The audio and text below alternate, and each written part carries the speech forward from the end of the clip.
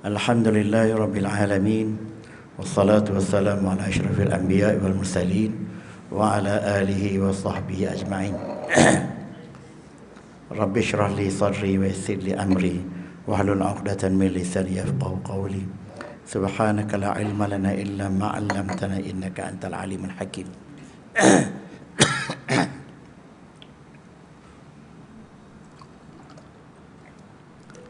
Maaf Tuan Nazir yang dihormati,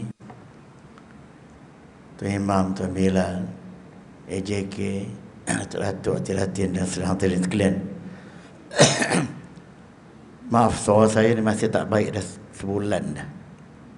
Dia tak ada yang lain tapi suara je. Mungkin kerana overuse, saya tak tahulah.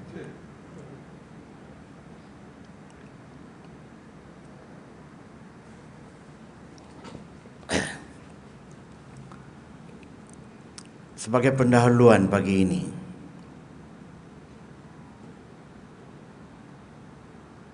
firman Tuhan dalam surah Ali Imran, kullu nafsin dha'iqatul maut. Setiap yang hidup akan menemui mati. Dalam ayat yang lain, saya tak ingat surah apa, qul innal mauta alladhi tafirruna minhu fa innahu mulaqikum. Sesungguhnya, katakanlah, maut yang kamu nak elak itu, tapi dia tunggu kamu di mana-mana juga. Allahu Akbar. Saya nak baca satu hadis sebagai pendahuluan ni. Saya tak pakai kitab begini. Ani Ibnu Umar annahu qala, Ibnu Umar, masih Ibnu Umar ni Abdullah bin Umar, dia berkata, kuntu ma'a Rasulillah sallallahu alaihi wasallam. Aku duduk bersama-sama dengan Rasulullah sallallahu alaihi wasallam. Faja'ahu rajulun minal ansar. Kemudian baginda telah dikunjungi oleh seorang laki-laki daripada orang Ansar. Fasallama 'ala Nabi sallallahu alaihi wasallam. Laki-laki ini telah memberi salam kepada Nabi. Kemudian dia bertanya, ya Rasulullah, ayyul mu'minin afdal? Dia tanya, wahai Rasulullah, mana orang mukmin yang paling terbaik?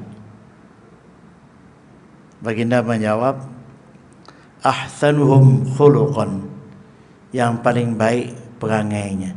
Itulah orang mukmin yang terbaik. Kemudian ditanya lagi, qala fa ayyul mu'minin akyas? Mana orang mukmin yang paling bijak? Akyas ini perkataan kais bahasa Arab, clever, brilliant, genius, itu kais. Jadi siapakah orang mukmin yang paling bijak? Nabi menjawab, aktsaruhum lil mauti zikran, orang yang paling banyak mengingati mati, paling bijak rupanya. Kita sekarang ni kalau paling banyak mengingati mati, orang bodoh je. Nabi kata yang paling banyak mengingati mati yang paling bijak. Wa ahsanuhum lima ba'dahu isti'dadan, yang paling banyak menyediakan pula bekalan untuk mati itu. Itu lagi bijak. Ulaikal akyas, itulah orang-orang yang paling bijak. Ini kontradik dengan fahaman sekular ni, yang menganggap ingat mati ni frasa kecewa je. Inilah tuan-tuan sekalian, dua realiti kehidupan. Mengapa Nabi kata ingat mati paling bijak? Apa sebab? Mati itu menjadi reminder kepada kita untuk tak terlanjur. Mati itu mengingatkan kita ni, pusingan hidup kita ni akan berakhir dengan kematian. Kalau kita dah hebat macam mana pun, ingat aku akan mati. Kalau kita terror macam mana pun, aku akan mati. Kita kaya macam mana pun, kita akan mati. Jadi mengingati mati itu reminder daripada kita terlajak dalam berbagai-bagai kehidupan. Orang yang terlupa mati itulah yang banyak terlajak. Kalau dia ingat mati pun, ingat mati itu macam orang sekular ingat. Ingat mati pergi kubur habis. Tapi kalau dia ingat mati, alam yang dia akan alami lepas mati itu berpuluh-puluh lagi, berbelas-belas lagi. seksa kuburnya begitu ini, yang masyad dia pakai. Tentu dia tidak bermati-matian untuk yang itu. Tentu dia tidak bermati-matian untuk yang dunia ini. Yang walaupun berpangkat, pangkat itu sekejap saja. Kehinaan yang didapati kerana kebendaan yang dia dapat secara illegal, korup dan sebagainya, dimaki hamun, dia tak kira lagi. Tapi masih dia memperjuangkan kehidupan yang sementara ini. Maka orang tu orang bodoh. Bermati-matian kepada benda yang palsu. Bermati-matian kepada perkara yang menjadikan dia tu kecewa. Bermati-matian kepada perkara yang menghinakan dia sendiri. Maka orang tu orang bodoh. Maka yang cerdik ialah yang berusaha dan bersedia untuk menghadapi perkara selepas mati. Maka disebutkan bijak.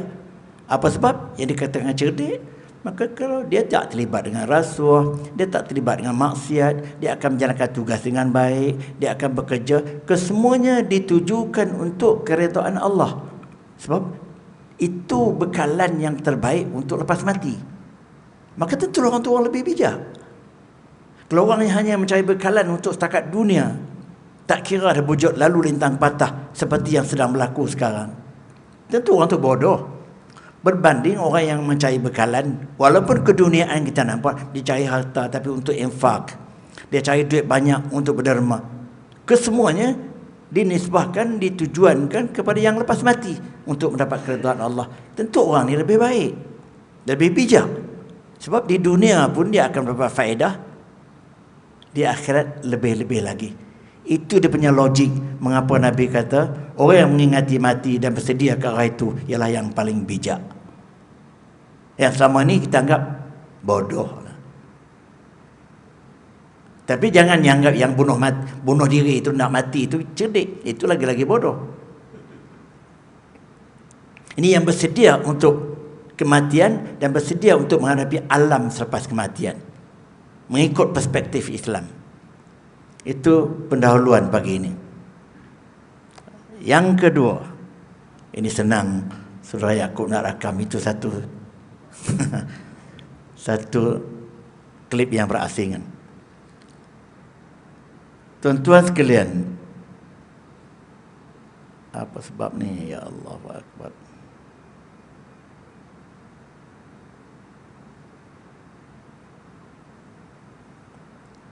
Tak faham apa sebab jadi gini. Ya, okey.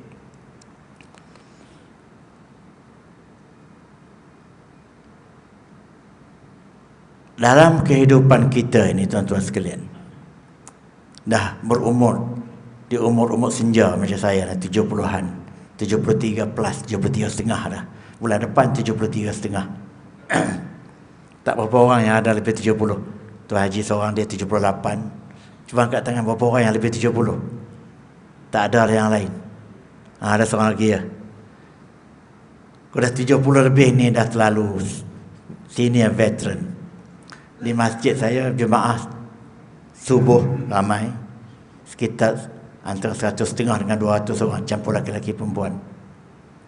Saya melihat yang mengatasi saya tak sampai 5 orang, 3-4 orang je, lain semua bawah. Jadi bermakna saya ini dah berada di penghujung kehidupan dah. Kalau saya bercakap apa-apa pun, saya tak boleh kata tahun depan kita bertemu, 3 tahun lagi kita bertemu. Saya boleh kata besok, lusa, minggu depan, bulan depan boleh. Itu saja prospek yang saya boleh letak. Walaupun ajal maut tu di tangan Tuhan, tetapi yang tua tu lazimnya sikit yang tinggal, yang muda tu yang banyak yang ada. Jadi saya nak tanya, dalam kita berada dalam dunia macam ini, umur yang macam ini, level yang macam ini, kita kena letak senarai-senarai keutamaan dalam hidup kita. Seperti Saudara Haji Muhammad ni, dia kata kena letak apa prioriti yang patut dipenuhi.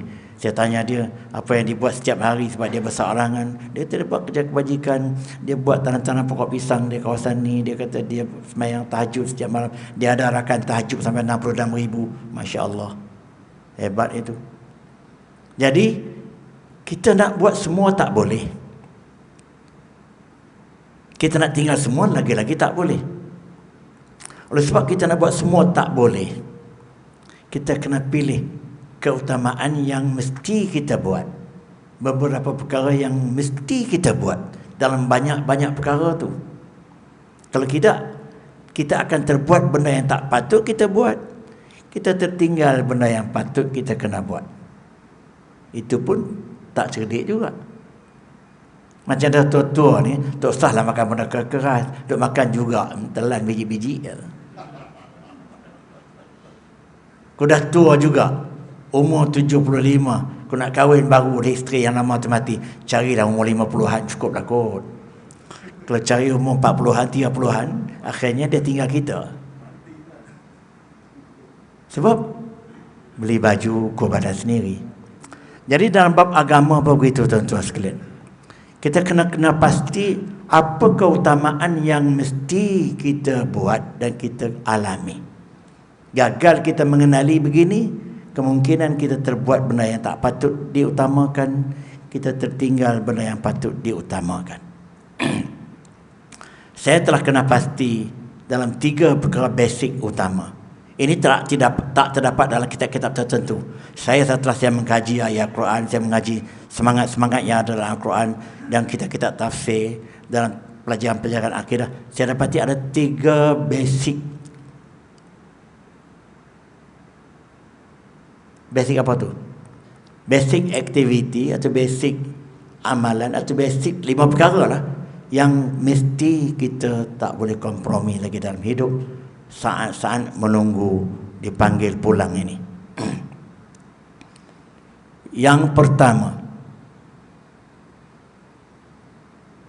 apa yang paling penting sekali? Menjaga iman dan akidah kita. Jangan kompromi.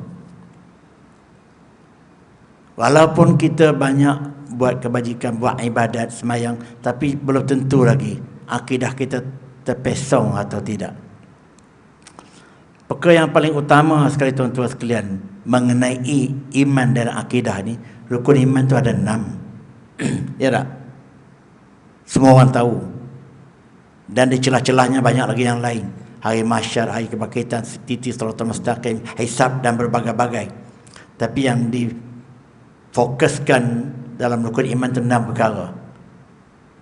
Yang paling utama sekali dalam 6 ini, keselamatan yang lain juga, berbagai-bagai elemen yang lain yang terdapat dalam bab akidah ni, tergantung kepada yang ini. Dalam bab akidah ni, apa dia? Apa dia? Saya tanya. Solat tak masuk akidah. Itu saya kata kita tak tahu keutamaan ni. Itu menunjukkan kita tak berapa tahu keutamaan. Dalam akidah yang terpenting sekali ialah mentauhidkan Allah. La ilaha illallah kita tu kalimah tauhid nama dia. Dan kita berikrar setiap kali kita bertahlil, kita la ilaha illallah, la ilaha illallah tu, kita berikrar di ujungnya apa dia? Wahia kalimatul haq. Itulah kalimah yang paling benar, la ilaha illallah. Alaiha nahya, di atas kalimah ini kami nak hidup ya Allah. Wa alaiha namut, dengan kalimah ini juga kami nak kami dimatikan dalam kalimah ini, mati dalam tauhid tu. Wa biha nub'atsu insyaallah taala minal aminin, dan dengan kalimah ini juga kami harapkan kami akan dibangkitkan semula sebagai orang yang beriman di hari akhirat kelak. Itu sumpah ikrar kita setiap kali kita melafazkan kalimah tauhid atau kita bertahlil. La ilaha illallah tu namanya kalimah tauhid. Dan kita mesti dalam hidup kita memastikan kita berada di atas tuntutan ini sepanjang waktu. Ceramah saya pun dah ada, kalau tak silap di sini, tuntutan syahadah. Dalam YouTube ada. Maksud tuntutan syahadah, kita memastikan kehidupan kita berada di atas asyhadu an la ilaha illallah wa asyhadu anna Muhammadar Rasulullah. Itu kalimah syahadah. Tapi kalimah syahadah itu rangkuman daripada 2 perkara. Kalimah tauhid yang pertama, asyhadu an la ilaha illallah. Kalimah rasul yang kedua. Yang utama sekali, yang tidak boleh dikompromi sama sekali, kalimah tauhid. Di situlah terletaknya keselamatan kita dunia dan akhirat, dan keselamatan kita dalam apa juga keadaan. Jadi kita mesti memastikan kita berada di atas tauhid sepanjang ketika, sepanjang waktu, setiap detik dalam hidup kita. Dalam bilik air kita masuk, kita tak boleh nak baca doa, tapi kita kena ingat tauhid Allah. Sesiapa yang sengaja melupakan tauhid, sengaja melupakan Allah, maka ajaran tu ajaran sesat. Seperti telah timbul dulu ajaran Nasrul Haq. Nak menguji ilmu tu, kena orang tu serang kita, lupa sampai lupa Tuhan. Ya tak? Terus sengaja melupakan Tuhan sampai kosong betul-betul, kononnya nak atas nama meditasi apa juga, syirik. Jadi itu basic. Jadi apa sahaja yang boleh menjejaskan tauhid, dia merosakkan foundation yang paling asas kepada seseorang yang beriman. Apa benda yang boleh menjejaskan tauhid? Apa dia? Ya? Tu saya kata saya kena remind benda gini. Apa benda yang boleh menjejaskan tauhid kita? Apa dia? Syirik. Kita tidak dapat memastikan kita berada di atas tauhid yang sempurna atau tidak, melainkan kita kena tahu dan sikit sebanyak mengambil berat tentang perkara-perkara yang boleh membawa kepada syirik. Syirik nyata, syirik jali, syirik khafi, syirik tersembunyi, syirik besar, syirik kecil. Dalam majlis ini saya tak boleh cerita benda tu, memang tuan-tuan dah tahu agaknya. Tapi maksudnya musuh utama kepada tauhid ialah syirik. Saya nak sebut secara moden. Kalau secara dulu mungkin orang fikir syirik puja tok nenek, puja kubur, puja keramat, pasal mungkin benda tu dah banyak difetwakan sebagai sesat, syirik. Tapi sekarang ni ideologi-ideologi yang telah difetwakan sebagai syirik, liberalism, ya tak? Berbagai-bagai pahaman sekularisme yang dahsyat tu, yang memisahkan agama daripada kehidupan. Pluralisme agama. Itu semua ideologi-ideologi moden yang dibangga-banggakan dalam human rights, tapi menjejaskan akidah. Walayazubillah, telah difetwakan ini, bukan cakap saya. Termasuk orang yang memperjuangkan kebebasan beragama dalam human rights, sampai pada peringkat nak jadi murtad tak salah di segi perlembagaan, dia sanggup jadi lawyer untuk membela orang murtad. Kerana apa? Dia tak tahu apa prioriti kehidupan dia, walaupun dia orang Islam, walaupun dia mungkin semayang dan sebagainya, tapi mempertahankan orang murtad, buat kutipan duit atas nama berbagai-bagai NGO, nak terus membela orang-orang yang menghina agama sendiri.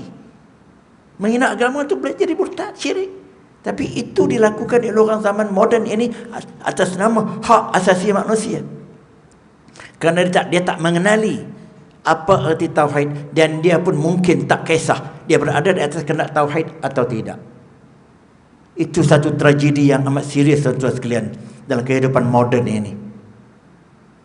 Itu kita telah memperjudikan sesuatu yang tidak boleh diperjudikan sama sekali dalam hidup, iaitu mensyirikkan Allah dengan berbagai-bagai pendirian dan sikap. Tuhan sebut dalam firman-Nya, Al-Baqarah 256. Tuan-tuan tengok. La ikrah fid din. Tidak ada paksaan dalam agama. Tak ada paksaan, kita tak boleh nak paksa orang bukan Islam menganut Islam.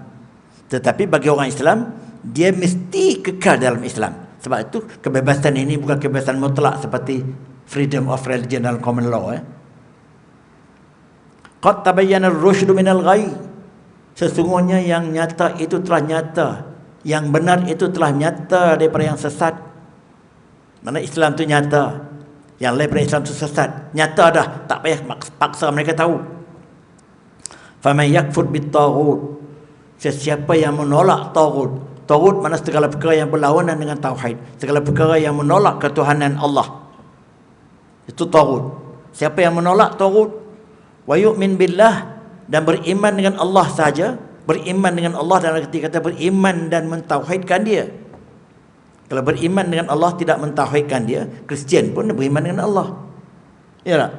Mereka nak Allah, tapi mereka Trinity, bercanggah dengan konsep dalam surah Al-Ikhlas. Itu bukan dipanggil beriman yang betul. Sebab itu dalam bracket, walaupun disebut beriman dengan Allah, tapi dalam bracket beriman dengan Allah yang satu, iaitu berserta dengan mentauhidkannya. Faqad istamsaka bil urwatil wusqa. Bagi orang yang macam ini, dia telah berpegang dengan satu pegangan yang cukup teguh, iaitu pegangan tauhid, lam fisama laha, yang tak mungkin bercerai-berai lagi dah.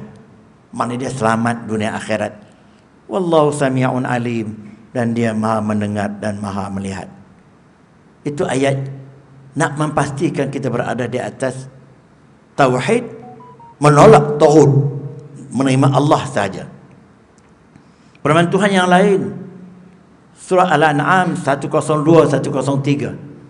Sebab Tuan Nazir meminta saya, apabila sebut kata-kata Arab tu dia nak root word. Saya tak boleh nak sebut dengan banyak sebab takut dia ambil masa. Root word ni perkataan asal dalam bahasa Arab.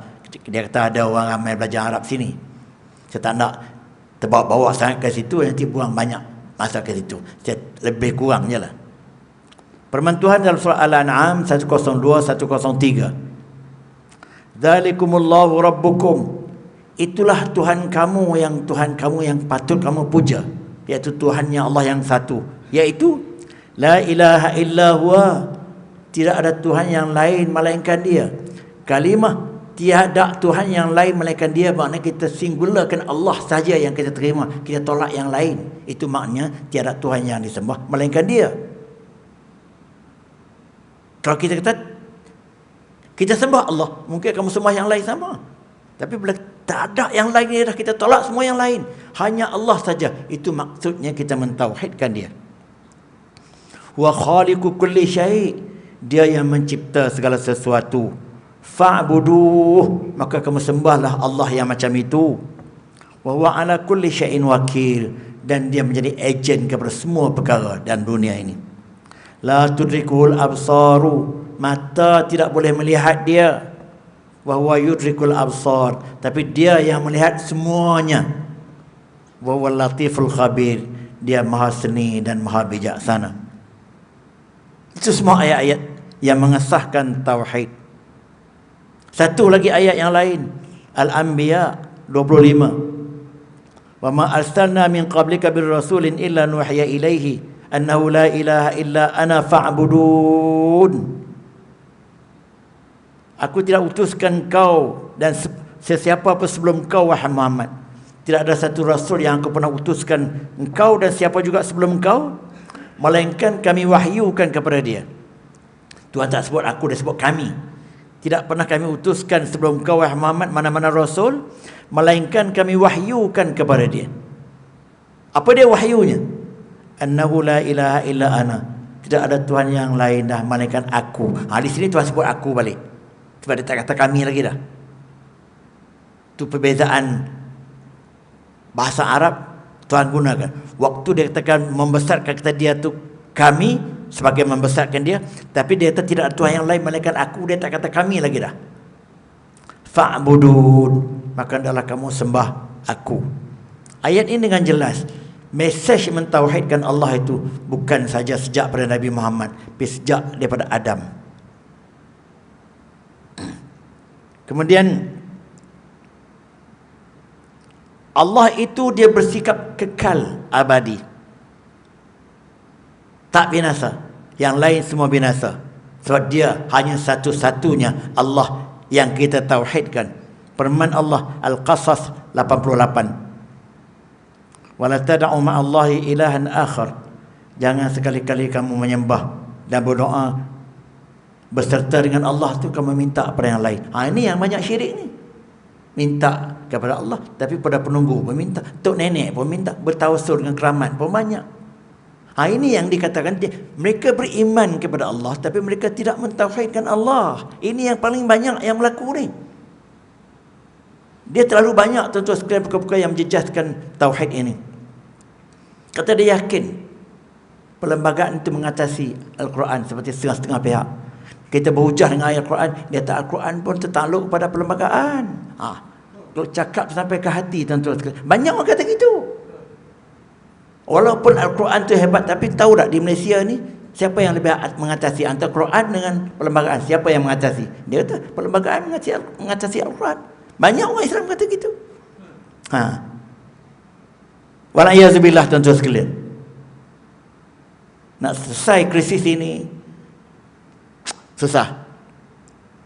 Jangan sekali-kali kamu memohon dan berdoa selain pada Allah, Tuhan yang lain, atau bersama dengan Allah ada lagi yang lain.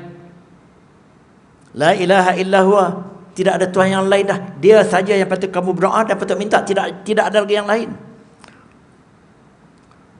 Kullu syai'in halikun illa wajhah. Setiap sesuatu yang lain semua itu binasa, melainkan Allah. Lahul hukmu, segala penentuan hukum semua di tangannya. Wa ilaihi turja'un, dan kepadanya semua kamu akan dikembalikan.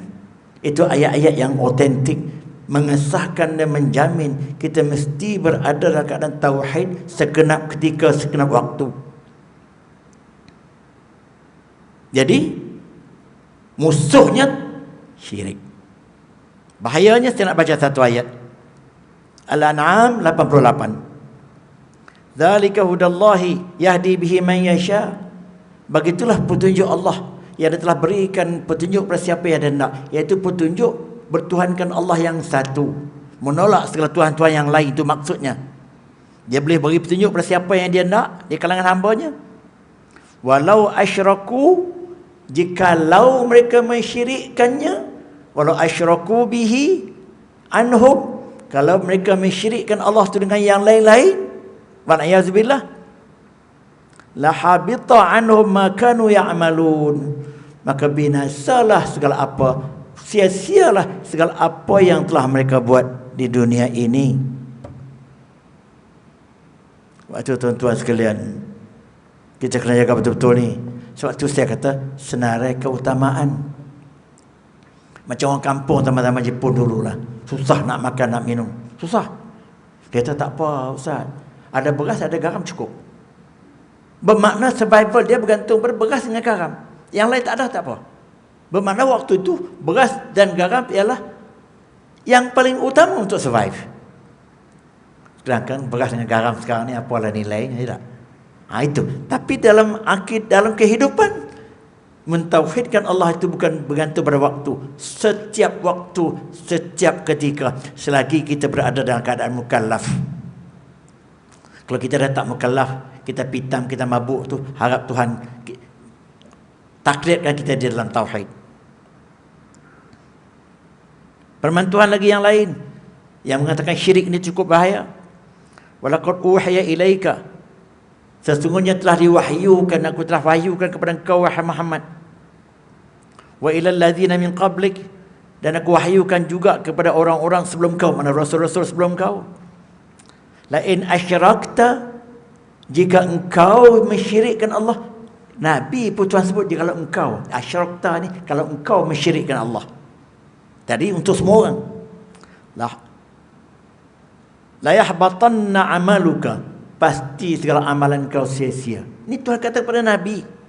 La takunanna minal khasirin, engkau menjadi salah seorang daripada orang yang rugi. Kepada Nabi pun Tuhan gamak berkata demikian, yang telah dijamin syurga dan dijamin dia tidak masalah, tapi sebagai amaran untuk diperingatkan kepada orang lain. Jadi Nabi pun dengan pendirian ini, dia mengambil sikap seperti mana pernah berikut. Semua ini otoriti ayat Quran. Surah Al-Kahfi 110. Yang tadi surah Az-Zumar 65. Yang Nabi sendiri pun diberi amaran oleh Tuhan. Yang ini surah Al-Kahfi 110 yang terakhir dalam surah Al-Kahfi. Qul innama ana basyarun mislukum yuha ilai. Katakan kepada mereka wahai Muhammad, aku ini manusia biasa macam kamu juga. Makan, minum, pergi pasar, dan ayat lain Nabi berjalan ke pasar, Nabi makan dan sebagainya. Sama aja. Yuha ilayya, tapi aku diberi wahyu, kamu tidak. Apa dia wahyunya? Innama ilahukum ilahu wahid, iaitu sesungguhnya Tuhan kamu ialah Tuhan yang satu. Sebab itu wahyu paling utama kepada Nabi ialah wahyu mentauhidkan Allah. Yang lain itu cawangan. Faman kana yarju liqa rabbih falyamal amalan salihah. siapa yang nak bertemu dengan Tuhannya di hari akhirat kelak, falyamal amalan salihah, hendaklah dia buat amal saleh. Amal saleh sini adalah amal ibadat yang diterima oleh Allah, yang bergantung pada dua perkara, ikhlas dan menepati hukum syarak. Dah banyak kali dah saya ulang, itu amalan yang ikhlas, yang baik. Wala yusyrik, jangan sekali-kali orang itu mensyirikkan Allah bi'ibadati, jangan sekali-kali dia mensyirikkan Allah dengan ibadahnya. Mana dalam ibadah pun boleh berlaku syirik.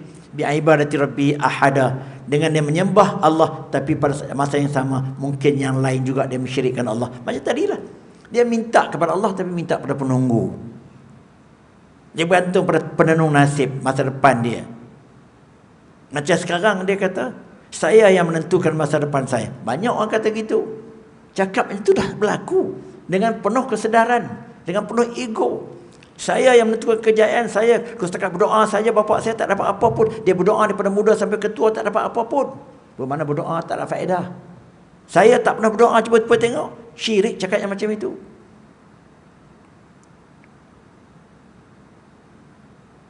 Jadi apabila ramai yang macam itu, maknanya banyak manusia yang mengaku beriman tapi Tuhan kata mereka tak beriman, termasuk orang munafik.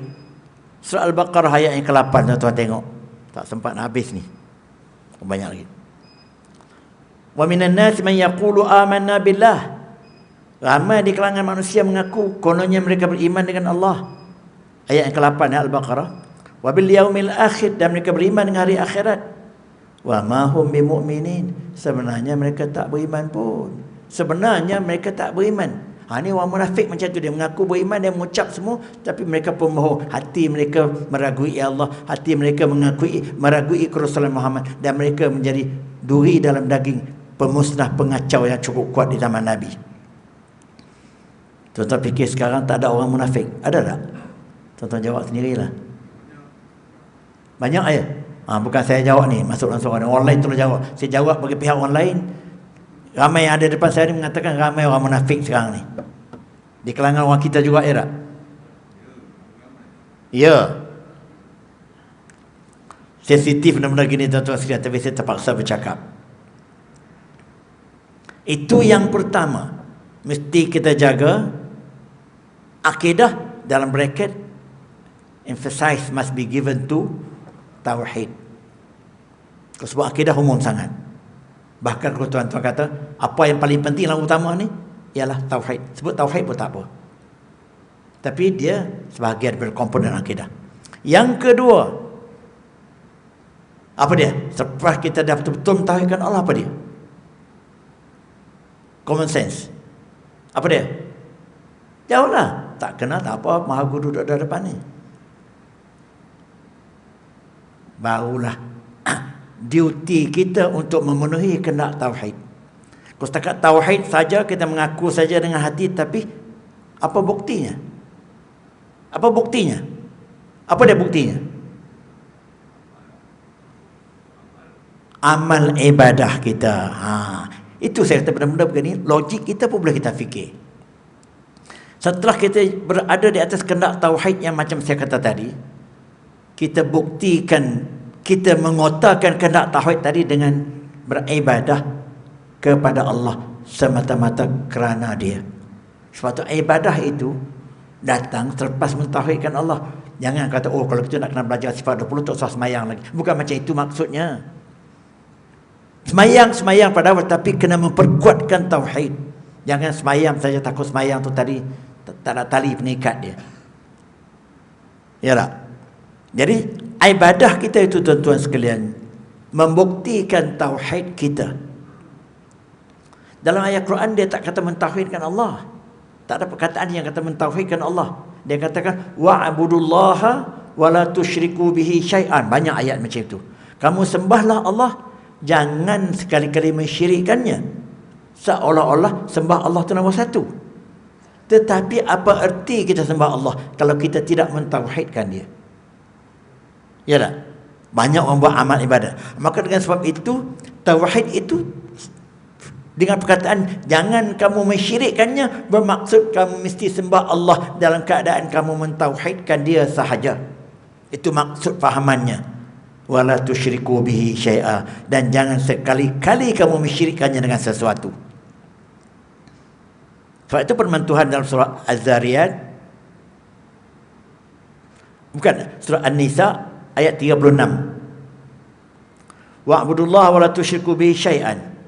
Hendaklah kamu sembah Allah dan jangan sekali-kali kamu mensyirikkannya dengan sesuatu. Banyak lagi tempat-tempat ayat yang seumpama ini. Yang Tuhan sebut wa'budullaha wa la tusyriku bihi syai'a. Lepas itu barulah arahan-arahan yang lain. Buat baik pada dua ibu bapa, bagi bantuan anak yatim, orang miskin dan berbagai-bagai. Tapi perintah utama sembah Allah, jangan mensyirikkannya. Dan maksudnya sembah Allah dalam keadaan mentauhidkan dia. Sebab tidak ada makna menyembah Allah kalau tidak mentauhidkannya. Itu An-Nisa 36. Maka dengan sebab itu Tuhan sebut dalam surah Az-Zariyat 56, "Wa ma khalaqtul jinna wal insa illa liya'budun." Maka aku tidak jadikan jin dan manusia melainkan untuk menyembah aku. Itu perkataan. Dengan sebab itulah Tuhan kata, tujuan aku mencipta kamu, tidak ada tujuan yang lain. Tujuannya semata-mata kamu mesti sembah aku. Bermakna kalau orang tu tak menyembah Allah, dia tidak memenuhi tujuan Allah mencipta dia, maka manusia tu paling durjana di muka bumi. Sebab manusia yang tidak menepati tujuan Tuhan mencipta dia. Macam anak. Tugas utama anak selepas beribadah pada Allah ialah buat baik pada ibu bapa. Janganlah dia buat baik pada ibu bapa itu bergantung pada pusaka yang dia akan dapat. Kalau dia bergantung pada pusaka yang dia dapat, kalau bapaknya orang miskin, tak boleh tinggal pusaka pada dia, maka dia tak buat baik daripada bapak dia. Maka anak kurang ajar nama dia. Jadi anak yang terbaik, dia mesti berbakti kepada dua ibu bapa tanpa mengambil kira tentang pusaka dan sebagainya yang dia akan terima. Itu anak yang baik. Itu anak kepada bapa. Begitulah hamba yang baik. Janganlah dia beribadah kepada Tuhan tadi kerana nak pahala semata-mata, dan dia mengelak daripada buat jahat kerana takut neraka semata-mata, tapi buat baik, beribadah kerana nak keredaan Allah, sebab Tuhan suruh, perintah Allah. Dan dia elak daripada buat jahat bukan kerana nerakanya saja, tapi kerana Tuhan tegah. Sebab itu tuan-tuan sekalian, dalam bab dosa pahala ni, Tuhan memberi pahala kepada kita bukan kerana kita buat baik tu. Itu ingat dalam tauhid, bagi Tuhan tidak wajib Tuhan memberi kita pahala walaupun kita buat baik. Harus bagi Tuhan. Sebab dalam sifat 20 itu dikira harus, bukan wajib. Kalau wajib mana Tuhan dipaksa. Cuma dia bagi juga min fadlillah, itu limpah kurnia Allah. Apa sebab? Tuhan tidak mungkin janji. Sebab dia berjanji siapa yang buat baik balas baik. Bermakna Tuhan bagi kepada kita kerana limpah kurnia dia, kerana dia tunai janji. Kamu buat baik, aku bagi balasan. Bukan menjadi kewajipan mesti dia balas. Ingat. Itu perbezaan. Begitu juga kita buat jahat, dia bagi neraka kepada kita. Bukan kata Tuhan balas dendam. Yang kata Tuhan balas dendam, itu manusia. Itu melambangkan keadilan Tuhan. Sebab itu dia kata bila dia bagi masuk neraka kepada orang buat jahat, bukan kezaliman Tuhan, bukan Tuhan balas dendam, tapi demi keadilannya, iaitu dia telah berjanji. Dia kata siapa buat jahat, dia akan balas dengan seksa neraka, dan siapa yang buat baik, dia akan balas dengan seksa syurga. Maka untuk mencapai ibadah yang macam ini, kita kena melakukan ibadah yang terbaik mungkin. Terbaik di sini tuan-tuan sekalian, bukan terbaik di segi bacaan, bukan terbaik di segi syarat rukun saja, tapi memenuhi dua kriteria utama yang saya telah sebut tadi. Betul-betul ikhlas semata-mata kerana Allah ibadah itu, dan bukan atau dan mesti menepati hukum syarak. Kalau tidak akan berlaku rekaan sendiri, akan timbul bid'ah. Sebab tu dalam ceramah-ceramah video pun tuan-tuan dengar, bab ibadat tak boleh reka-reka. Walaupun kita rasa syok, wirid dan kelambu syok kan, seronok, tapi Nabi tak buat begitu, maka itu dianggap bid'ah, sesat. Itu dah isu sesat yang jadi besar-besarkan kerana itu. Tapi mereka terlalu membesarkan isu sesat ni sampai benar-benar khilafiyah pun digolongkan sebagai sesat juga. Tahlil arwah, baca Yasin malam Jumaat, ini yang timbul masalah. Saya tak nak komen benda tu. Jadi Tuhan sebut dalam surah Al-Bayyinah ayat yang kelima, wa ma umiru illa liya'budullaha mukhlishina lahuddin. Kamu tidak diperintahkan wahai orang manusia, orang Islam termasuk, melainkan hendaklah kamu menyembah Allah. Menyembah macam mana? Allah yang satu, yang mentauhidkan dia, mukhlishina lahuddin, semata-mata ikhlas kerana agama, kerana dia, tidak ada kerana yang lain. Hunafa'a, dengan penuh suci, dengan penuh humble. Lepas tu wa yuqimus salata wa yu'tuz zakat, lepas tu barulah tunai zakat, sunai sembahyang, bagi zakat dan lain-lain. Perintah utama ialah menyembah Allah dengan penuh ikhlas. Kemudian dalam satu insiden kecil, Nabi nak menguji seorang sahabat yang paling terkenal. Dia tanya sahabat dia, saya terjemah hadis ni. Kalau Rasulullah sallallahu alaihi wasallam, kalau saya tak baca hadis nanti nak terjemah saja tak sedap, dah ada rekaman begini. Nabi berkata, Nabi sallallahu alaihi wasallam telah berkata, "Ya Muaz, wahai Muaz, atadri ma haqqullahi 'ala ibadin?" Kau tahu tak Muaz, apa diakah hak Allah ke atas hambanya? Muaz jawab, qala Allah wa rasuluhu a'lam. Tentulah Allah dan Rasulnya yang tahu, saya ni tentu tak tahu. Punya hamba jawab, Allah dan Rasulnya yang tahu. Mana Nabi lah yang tahu, Allah dan Nabi yang tahu, dia tak tahu. Maka Nabi menjawab, qala ayya'buduhu wa la yushriku bihi syai'an. Hak Allah ke atas hamba ialah mereka dalam menyembahnya dengan keadaan tidak sedikit pun mensyirikkannya. Itu hak Allah ke atas kita, tidak ada yang lain. Kita menyembah Allah dan jangan sekali-kali mensyirikkannya. Itu jawab Nabi apabila dia tanya Muaz. Muaz tak tahu, Nabi terus jawab, itu hak Allah ke atas kita. Soalan yang kedua, Nabi tanya pula, atadri ma haqqum alaih? Kamu tahu tak apa pula hak manusia ke atas Allah? Yang tadi hak Allah ke atas manusia, sembah dia dalam keadaan tidak mensyirikkan dia. Sekarang ni apa pula hak mereka, hak manusia ni, hak hamba ke atas Allah? Rupanya Tuhan pun, kita pun ada hak kita ke atas Allah. Hak Allah ke atas kita, kita sembah dia dengan tidak mensyirikkan dia. Hak kita ke atas dia pula, Muaz jawab macam tu juga, Allahu wa rasuluhu a'lam. Allah sajalah yang tahu, Rasul sajalah yang tahu, mana saya nak tahu. Maka jawab Nabi bagi Rasulullah SAW, Allah yu'azzibahum, iaitu hak kita ke atas Allah ialah Allah tidak akan menyeksa kita di hari akhirat. Itu riwayat Muslim, dia kata gini, haqqul ibad 'ala Allah azza wa jalla alla yu'azziba man la yusyrik bihi syai'an. Panjang sikit dihuraikan oleh Muslim. Dalam lafaz Muslim menambah, Nabi kata begini, yang tadi hak Allah ke atas kita ialah kita sembah dia dengan tidak mensyirikkan dia. Manakala hak kita ke atas dia ialah kita tidak, Allah tidak menyeksa kita selama mana kita tidak mensyirikkan dia. Faham dua tu? Hak perkataan syirik dengan menyembah juga, tapi hak Allah ke atas kita, kita mesti sembah dia dengan tidak mensyirikkan dia. Hak kita ke atas dia pula, Allah tidak menyeksa kita selama mana kita tidak mensyirikkan dia. Faham tak? Hadis yang cukup padu, yang membawa makna timbal balik. Timbal balik, kalau bagi Allah kita mesti sembah dia, tidak mensyirikkan dia. Bagi kita pula, Allah tak seksa kita selama mana kita tidak mensyirikkan dia. Faham? Itu hadis yang cukup kuat menggambarkan ini reciprocal responsibility antara seorang hamba dengan Tuhan.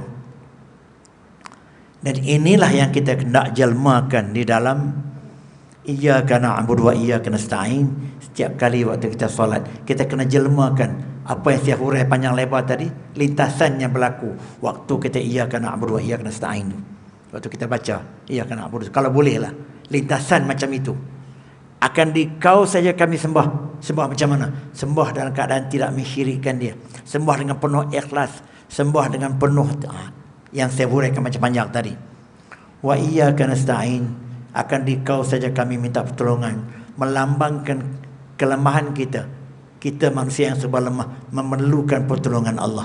Jadi itu yang kita kena bayangkan dan kita fikirkan waktu kita melafazkan dua kalimah ini. Ada lagi masa? Ada lagi? Ada lagi? Yang ketiga, yang terakhir. Ni saya cuba shortcut ni. Apa yang ketiga? Yang pertama, akidah mesti mentauhidkan Allah. Yang kedua, kita beribadah kepada Dia. Yang ketiga, kita mesti memastikan segala tingkah laku kita selari dengan hukum Allah. Yang dipanggil, kita mesti berakhlak, ngikut akhlak Islam. Iaitu, kita mesti memastikan muamalah kita di dunia ini, apa yang kita buat dan apa yang kita tak buat, apa yang kita fikir, apa yang kita tak fikir, apa keutamaan, kesemuanya mesti berselaraskan hukum Allah. Dalam arti kata, kita menjalani kehidupan ni di atas pekerti yang Allah anjurkan di dalam Al-Quran dan hadis. Itu dimakan akhlak.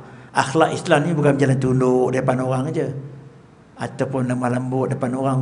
Depan orang tu, depan isteri, semut pun tak mati. Kalau belakang isteri, gajah pun mampus. Jadi kalau itu kepura-puraan, bukan itu moral value modern, bukan akhlak Islam. Akhlak Islam, depan isteri pun macam itu, belakang isteri pun macam itu. Dia tidak menduakan isterinya sama di depannya atau di belakangnya. Banyak orang yang di dunia barat, di depan isteri dengan isteri lah, di belakang isteri dengan orang lain pula. Isteri pun macam itu. Itu moral barat lah tu. Akhlak Islam bukan sama dengan moral. Akhlak Islam ni kita mesti memastikan tingkah laku kita selari dengan kehendak hukum Islam.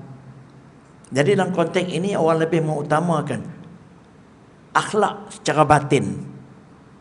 Apa dia?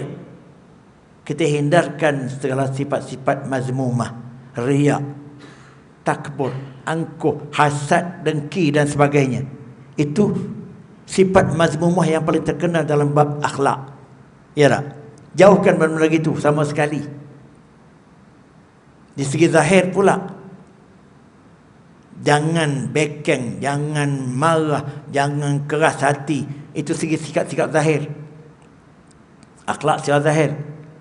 Digantikan dengan sikap-sikap hati yang baik. Apa dia? Tawaduk, lemah lembut, ikhlas, jujur. Itu semua sifat-sifat hati yang mahmudah.